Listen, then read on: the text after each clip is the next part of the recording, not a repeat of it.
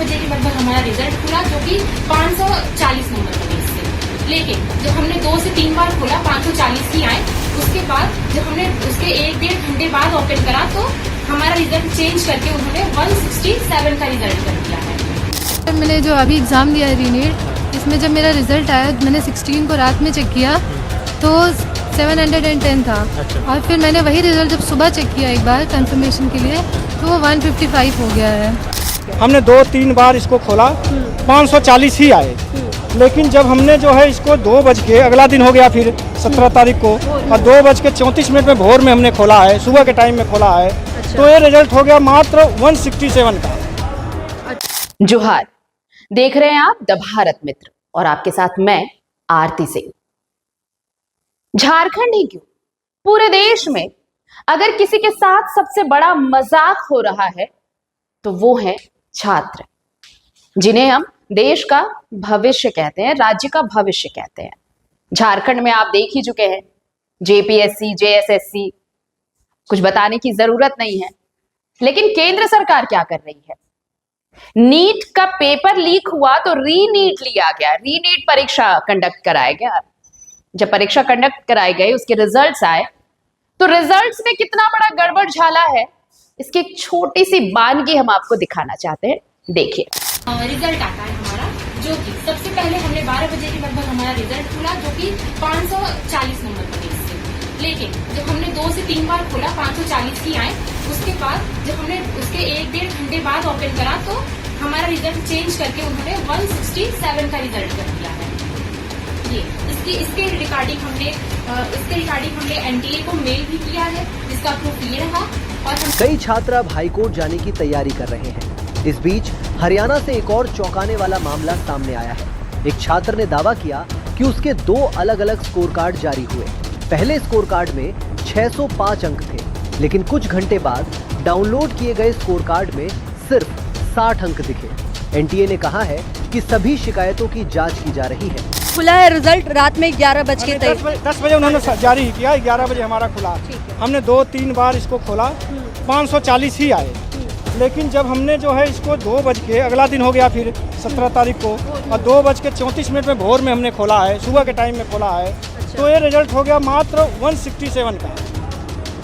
जी। First जब आपने पहली बार चेक किया तो 540 नंबर आए, ठीक है। दूसरी बार जब आपने चेक किया आप 540 थे। फिर जब आपने दोबारा चेक किया तो 167 आ रहे हैं हमारे। इसके बाद जो है हमने जो है एनटीए का फाइनल आंसर की है।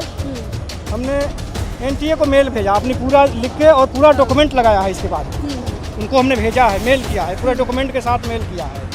इसका उन्होंने अभी तक कोई जवाब नहीं दिया है। हमने 17 तारीख का किया है ये, लेकिन अभी तक कोई जवाब नहीं दिया।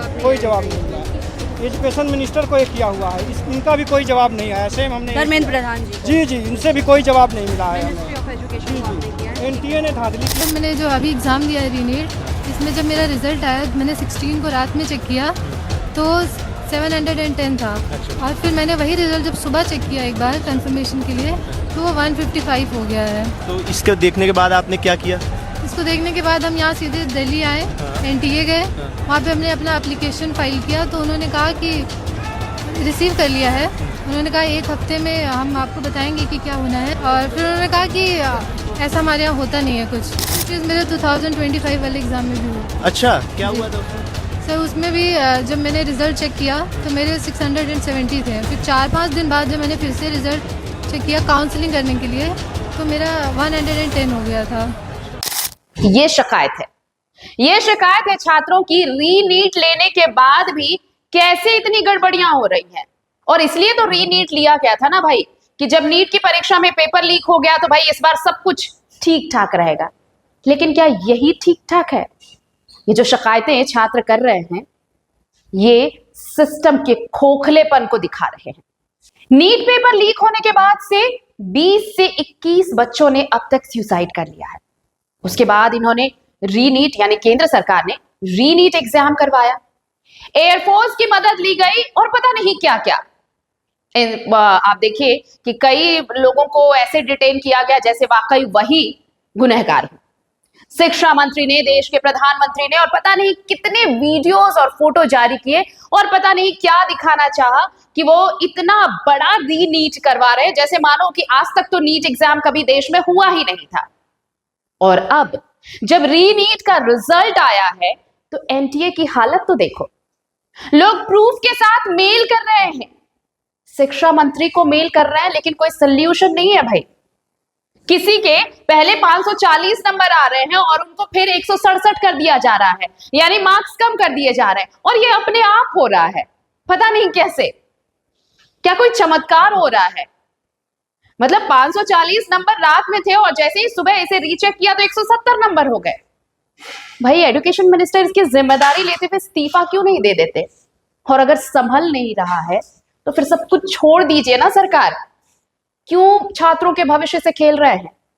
और इसके अलावा प्रधानमंत्री जी से भी ये कहना चाहूंगी कि इतने बड़े मुद्दे पर भी आपकी चुप्पी क्यों है? आप चुप क्यों हैं?